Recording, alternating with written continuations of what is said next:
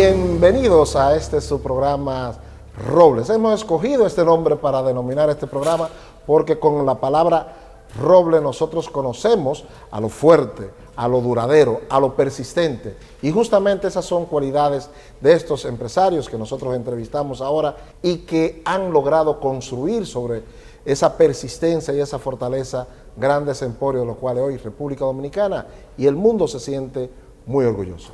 10 personas han sido escogidas para entrevistarlas en estos programas.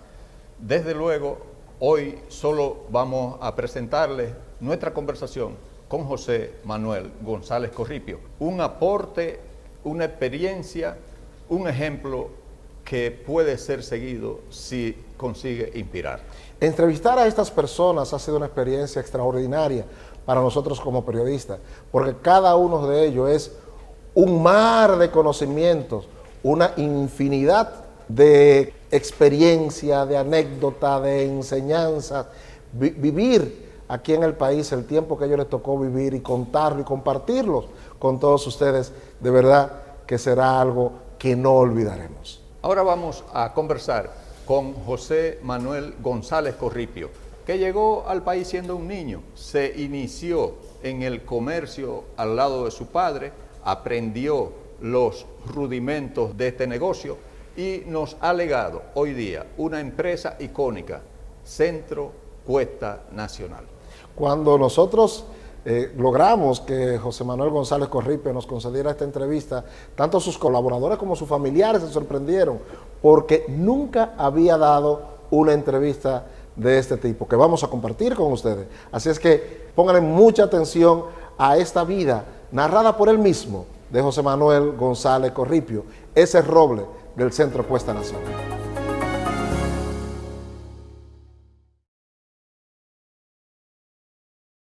José Manuel González Corripio fue insertado a las actividades del negocio familiar a sus 8 años de edad, asumiendo posteriormente las directrices del negocio y desarrollando con el paso del tiempo una estructura de negocios de provisiones dirigidas bajo la sombrilla de lo que hoy se conoce como Centro Cuesta Nacional, líder en ventas al detalle con decenas de sucursales y miles de colaboradores.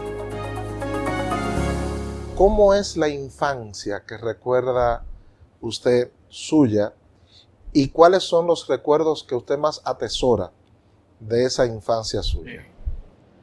Bueno, la llegada al país en mi padre fue en el año 1931. Entonces, cuando llegó aquí, vino reclamado, en aquella época la llamaban así, reclamado, por mi tío Manuel Corripio y Ramón Corripio, que estaban acá. Mi papá estaba casado con una hermana de Manuel Corripio. Entonces trabajó con él del 1931 al 1935 como empleado. Y después se independizó, puso un pequeño colmado en la calle Mercedes, esquina José Reyes, en el 35. Y ahí estuvo. Yo no había venido de España. Yo vine en España en el 1938. Yo conocí a mi padre aquí en Santo Domingo, porque él vino cuando mi mamá estaba embarazada de 7 meses, terminando la Guerra Civil Española. Vinimos en barco de Asturias a Portugal, a Lisboa, y de Lisboa a La Habana, y de La Habana acá, que fue en un barco de aquella época bien difícil, no había ni agua en el barco, muy difícil. Y desde el barco mi mamá me enseñó a mi papá, que el que está allá con el sombrero, ese es tu papá, el que está ahí. Así fue en esa forma. Exacto. ¿Cuántos años tenía usted? 7 años. Cuando ustedes deciden venir, ¿cómo logran ustedes salir de España? ¿Qué tiene que hacer su mamá? ¿Cómo es ese proceso? Bueno, para salir de España fue bastante difícil. No podíamos sacar nada de dinero. Vinimos en un tren y no había comida. Traíamos una tortilla de patatas y un poco de carne, o sea, en el trayecto de Asturias a Lisboa, en esas condiciones. Entonces papá transfirió a un banco de Lisboa un dinero, o sea, de Asturias a Lisboa fuimos sin nada de dinero. Nada, nada, absolutamente nada. No se podía sacar nada. Había unas restricciones muy fuertes. Lo de Franco fue un poco fuerte el final de la guerra. Y entonces ahí en el banco, una cantidad muy pequeña de dinero que nos dieron, lo que pudo mandar, porque estaba empezando también a trabajar. Con eso fue que llegamos hasta Santo Domingo. Es decir, que llegaron sin un peso. Nada, nada. En todo el trayecto del tren, que fue un día, porque era todo el tren todavía de carbón, no era combustible. Cuando usted llega ya al país, el barco, que su mamá desde el barco le dice, ese del sombrero es tu papá. Sí. ¿Cuál fue el sentimiento? Muy fuerte, al mismo tiempo como tardé unos días en, de verdad, integrarme mucho. Lo abracé y lo besé, pero tardé en comprender todo lo que era. ¿Qué necesitaba comprender usted en ese momento? Bueno, tenía más recuerdos casi de mi abuelo que de papá, naturalmente. No lo conocía y recordaba mucho. Y como niño usted no se preguntaba, ¿y por qué mi papá se fue y nos dejó? Pues mira, no, porque me dijeron, me explicaron toda la necesidad que había, y viendo la necesidad y las condiciones que vivíamos en Asturias, en España, en ese pueblo, pues cualquier cosa lo veíamos razonable, que nos hubiera dejado para después llevarnos. Sigo en ese pedazo, en esa parte de la infancia. Usted dejó una parte importantísima de su infancia en Asturias, en Sí. un pueblito en la montaña. ¿Cómo integra Santo Domingo esa continuación de la infancia? Bueno, para mí aquí todo era una novedad muy grande. Una novedad muy grande. Todo era alegría, todo, además, toda la familia que estuvieron aquí. Bueno, coincidió como una semana, 15 días antes de Reyes. Y el día de Reyes, ese día, tenía yo lo que no conocía: patinetas, bicicletas, de la otra familia que tenía aquí. Eso fue algo muy emocionante para mí. ¿Cuál era esa otra familia? Era tío Manolo y tía Sara. Manuel Corripio, Ramón Corripio, hermanos de mi mamá. Eso eran ¿Eso tenían bicicleta? los que más. Sí, porque papá todavía no estaba en condiciones de tener mucho.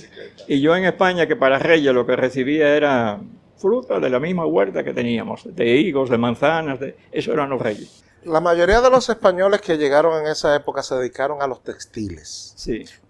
¿Por qué su padre se dedica al comercio? Al comercio de comestibles y cosas así. Porque cuando él comenzó, ya tenían un almacén, los tíos tenían un almacén de provisiones. Y siguió con el mismo, ¿no? ¿Y ese tío cuál era? ¿Ramón? Ramón. Porque Ramón fue el primero en venir. Ramón Corripio. Sí, Ramón Corripio fue el primero en venir. Después Ramón trajo a tío Manolo. Y cuando nosotros estábamos en la Mercedes, y cuando nos trasladamos a la avenida Mella, el local que nosotros tuvimos nos lo dio sin cobrar nada, porque antes vendían el punto, ¿no? Todavía ahora creo que lo hace, que venden el punto comercial. Sí. Pues tío Manolo no lo entregó. Porque se fueron a la Mella. También la familia se mudó a la Mella. O sea, no, en otro sitio. En la avenida Mella, esquina San Tomé. Allí el negocio estaba separado de la casa. Separado de la casa. Sí, que en el segundo, hay de 2 pisos. En el segundo piso vivía tío Manolo y Pepín, de la avenida Mella, al lado del mercado Modelo. Oh. Sí. Y ahí fue que estuvimos hasta que vinimos a la 27 de febrero. ¿Cómo empiezan ustedes ya a asumir? ¿Cuándo es que empieza usted a asumir responsabilidad familiar? ¿Cómo conoce a su esposa? ¿Cuándo decide casarse? Cuéntame un poquito de eso. Bueno, el primer viaje a España de mi padre fue en el año 54. Y el primer viaje mío fue en el año 57. Ese fue el primer viaje y fue el viaje más triste. ¿Por qué? Porque falleció mi papá estando yo en España. Recuerdo que estaba yo en una playa de Asturias, de Rodiles, cuando fueron a avisarme, 10 de la mañana más o menos, las 11, que mi papá estaba un poco grave, que era importante que yo fuera, por si acaso, pero que no había peligro de la vida, de nada. Tardé en llegar a Santo Domingo, en aquella época, 2 años, perdón, 2 días, de 2 a 3 días. Que tuve que ir en un viaje, eran aviones de hélice, de España, de Madrid a Nueva York, y de Nueva York, no había vuelo directo todavía, y de Nueva York aquí a Santo Domingo. O sea que cuando yo llegué aquí ya mi papá lo habían enterrado, no lo vi, no lo vi más. ¿Qué padecía? ¿De qué murió? Un infarto, sentado en el escritorio, 51 años tenía, muy joven, 58, y no tenía síntomas de nada de malestar ni nada. Y se fue un viaje bastante, no recuerdo. Ese fue su primer viaje a España después Mi de primer viaje. Y después en el segundo viaje, en el 63, fue cuando conocí a mi novia y nos casamos en el 63.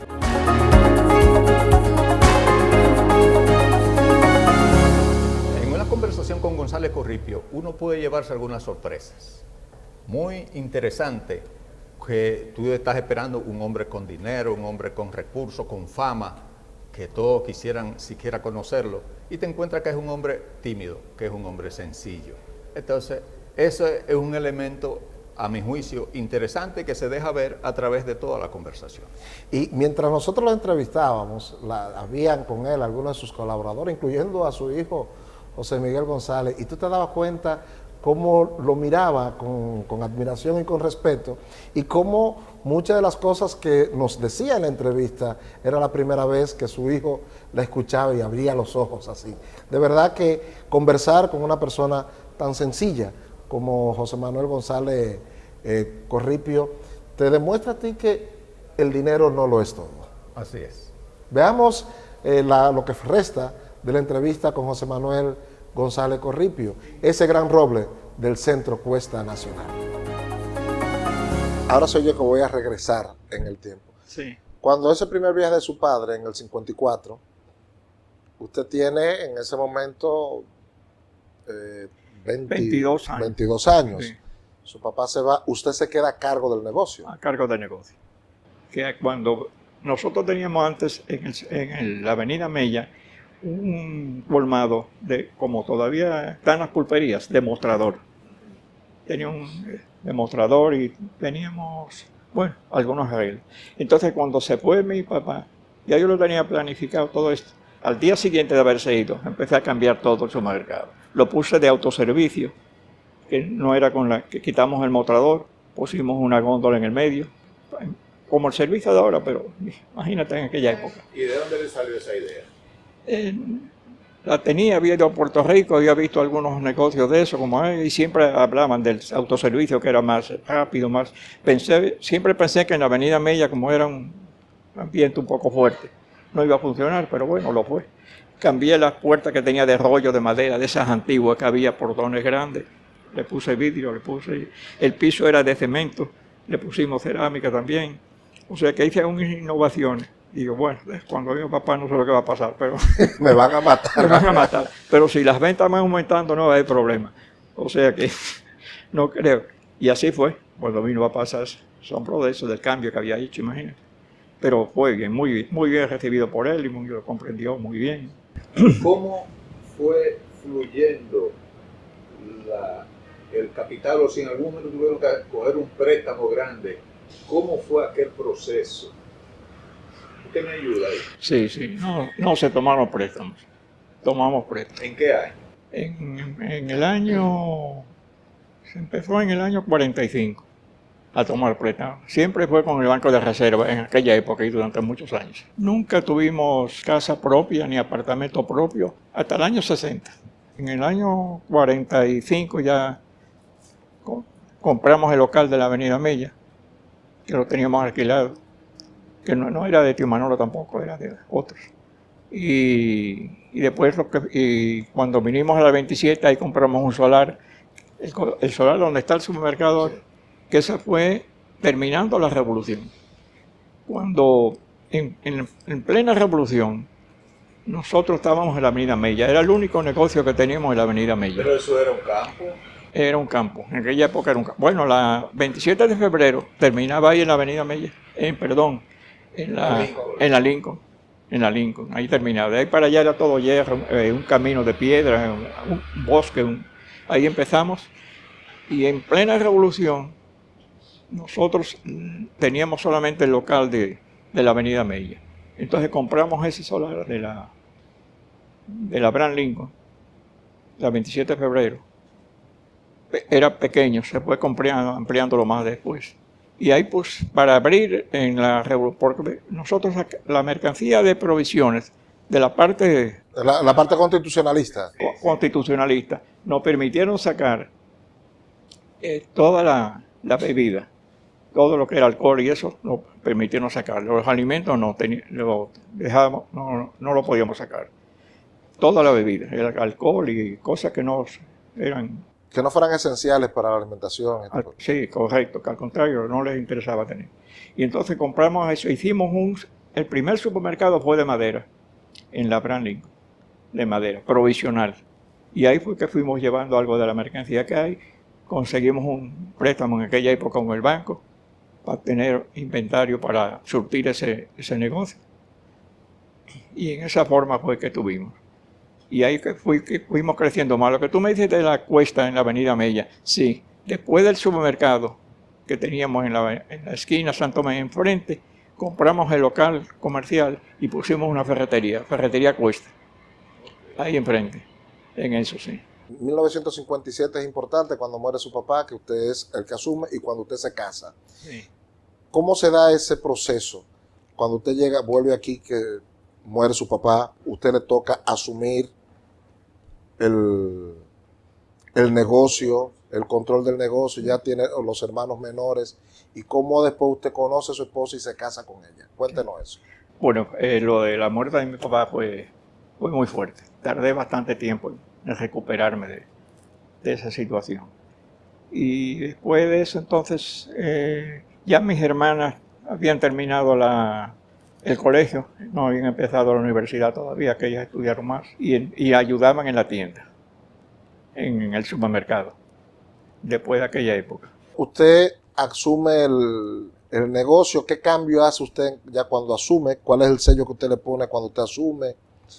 A la muerte de mi padre, el banco, todos nos congelaron todas las cuentas, porque no era una compañía, éramos 4 hijos, 4 herederos, y nos embargaron las cuentas. Pero el banco nos dio una excepción de alguna forma, de levantarnos el impedimento que teníamos de todo. Tuvimos la ayuda de todos de mis tíos y todos, para poder continuar trabajando. Después de un mes más o menos ya se resolvió todo. O sea, cuando muere su papá, es un detallito, sí. Cuando muere su papá, las cuentas están a nombre personal del papá. Correcto. Y por lo tanto, ustedes no eran dueños de cuentas. Nada.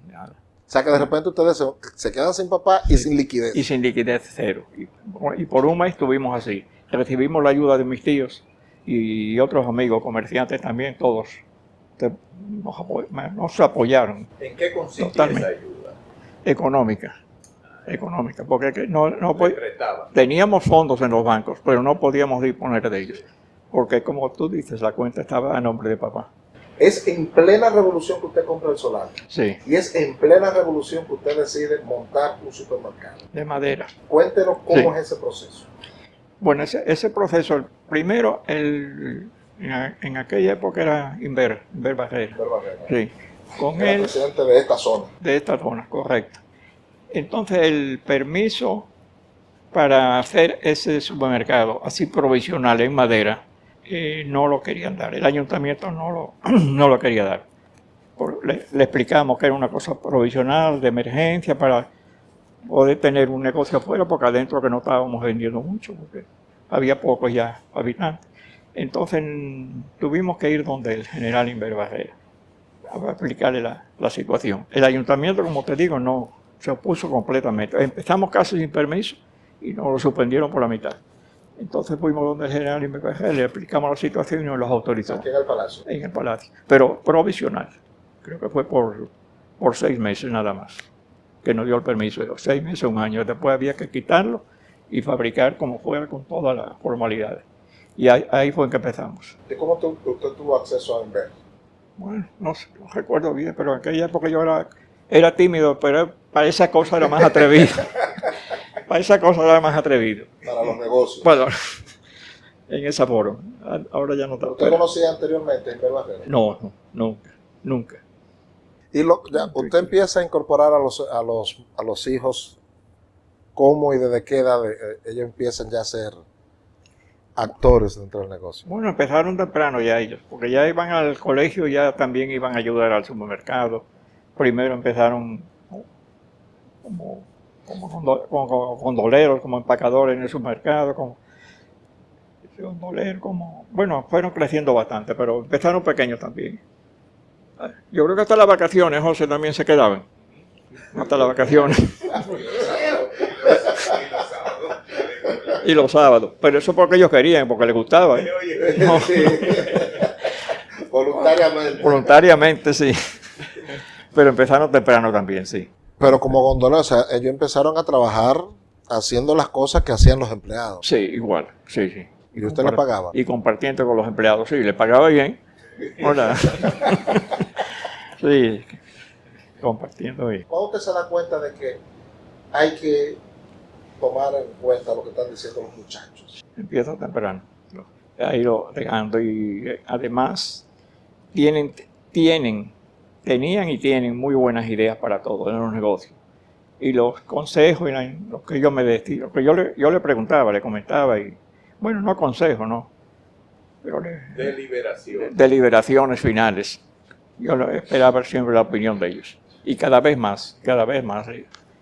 Uno escuchando todo esto, yo vine con la idea preconcebida de que el Supermercado Nacional empezó con el colmado de la Mercedes. Y eso podemos decirlo como algo romántico, pero realmente el Supermercado Nacional nace en La Mella. En La Mella, sí. Donde se produce el concepto ya de abrir. Correcto. De abrir. Ese es el concepto. Sí. Pero ya el Supermercado Nacional tampoco es el Supermercado Nacional que se concibió en 1965 y que se desarrolla en 1966. O sea, ya es algo muy... Se sigue llamando supermercado porque es supermercado, pero es algo muy global. ¿Cuándo empieza a producirse esa transformación segunda de lo que es hoy el Supermercado Nacional y cuándo empieza a coger forma lo que nosotros llamamos como Centro Cuesta Nacional, CCN? Sí. Bueno, el Centro Cuesta Nacional comenzó en la Abraham Lincoln 27 de febrero. Ahí primero fue el supermercado solamente. Después compramos un local anexo, bastante más grande, y ahí hicimos el primer centro comercial. Bueno, el Naco sería el primero.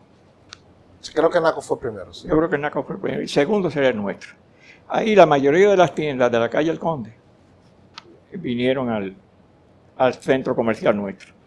Y la librería es lo que más de cariño yo le tengo. Uno de los que más, bueno, el supermercado lo primero, indudablemente, pero la librería es de lo que más cariño le tengo. ¿Por qué? Económicamente no es tanto, pero me da como una satisfacción de tener y conservar la librería grande. Mire, yo no soy comerciante, pero sin ser comerciante yo me atrevo a decir que ese espacio que usted tiene en la librería, usándolo para otra cosa, le dejaría muchísimo más dinero. Seguro que sí. Y probablemente alguno de sus hijos ha pensado eso. Seguro que sí. Sí.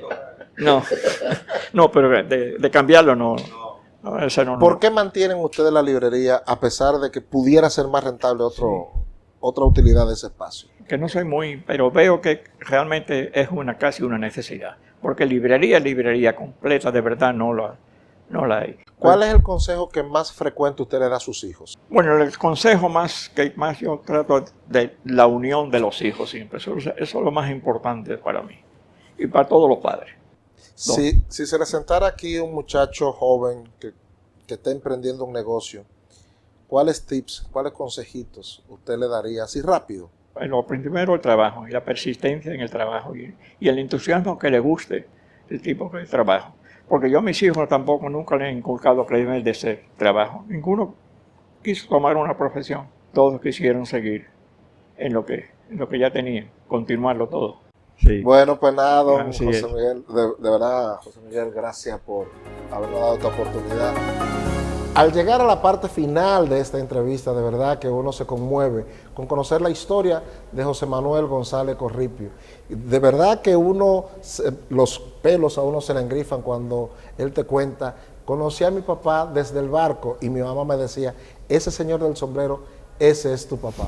A partir de ahí inició una historia humana hasta construir lo que hoy conocemos como ese gran emporio Centro Cuesta Nacional. Un roble, José Manuel González Corripio, ese gran roble de Centro Cuesta Nacional. Sí, muy interesante. Y no te sorprenda tú, ni se sorprenda ninguno de ustedes, porque el señor González Corripio puede salir a pasear por el centro comercial y le pregunta a las personas qué le parece tal artículo, qué le parecen los precios, si lo tratan bien el personal. Así que es posible que alguno de ustedes haya conversado con él, así ese hombre tímido que le hemos mostrado allí.